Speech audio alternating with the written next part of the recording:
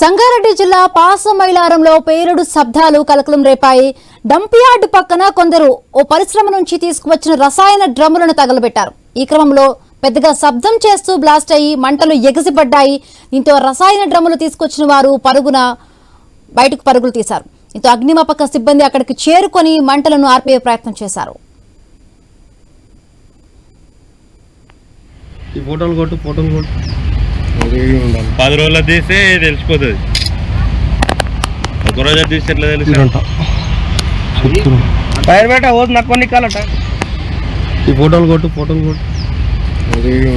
రోజులు తీస్తే తెలిసిపోతుంది.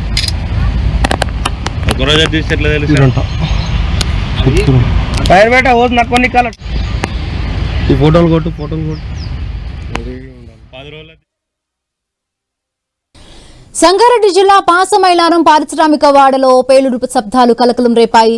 డంప్ యార్డు పక్కన కొందరు ఓ పరిశ్రమ నుంచి తీసుకువచ్చిన రసాయన డ్రమ్ములను తగలబెట్టారు. ఈ క్రమంలో పెద్దగా శబ్దం చేస్తూ బ్లాస్ట్ అయ్యి మంటలు ఎగసిపడ్డాయి. దీంతో రసాయన డ్రమ్ములు తీసుకువచ్చిన వారు పరుగులు తీశారు. అగ్నిమాపక సిబ్బంది వచ్చి మంటలను ఆర్పేశారు.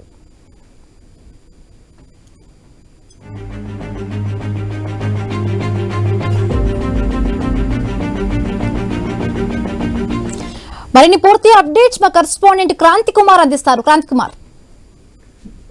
సంగారెడ్డి జిల్లా పాసమైలారం పారిశ్రామిక వాడలో డంప్ యార్డ్ పక్కన రసాయన డ్రమ్ములు తగలబెడుతుండడంతో సడన్ గా పెద్ద శబ్దంతో బ్లాస్ట్ జరిగి మంటలు లేచాయి. స్థానికంగా ఉన్న ఒక పరిశ్రమ నుంచి తీసుకొచ్చిన రసాయన డ్రమ్ముల్ని అక్కడ పడేసి ఆ కార్మికులు తగలబెడుతుండడంతో ఈ ప్రమాదం జరిగింది. దీంతో ఒకేసారి పెద్ద శబ్దం రావడంతో ఆ తగలబెడుతున్న కార్మికులు ఆ పక్కన ఉన్న వాళ్ళంతా కూడా ప్రాణాలు చేతిలో పట్టుకొని కాపాడుకునేందుకు భయంతో పరుగులు తీశారు. ఆ చుట్టుపక్కల పరిశ్రమ వాళ్ళు కూడా అంతా కూడా ఒకేసారి ఇంత పెద్ద శబ్దంతో ప్రమాదం జరగడంతో అంతా కూడా మళ్ళొకసారి షాక్ గురయ్యారు.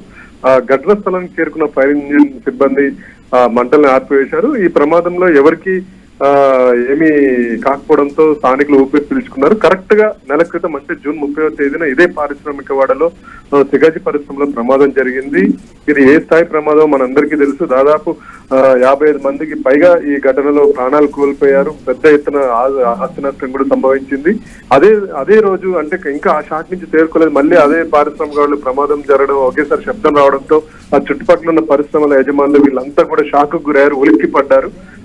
తీరా దీని కాడికి వచ్చి ఇది తెలుసుకొని ఈ ప్రమాదం గురించి తెలుసుకోవడం, ఇది చిన్న ప్రమాదం అవడం, ఎలాంటి ఆస్తి నష్టం లేకపోవడంతో అధికారులు, స్థానిక పరిశ్రమల యాజమాన్యులు, కార్మికులు కూడా ఊపిరి పీల్చుకున్నారు. Right, thank you Kranthi Kumar. Thanks for the updates.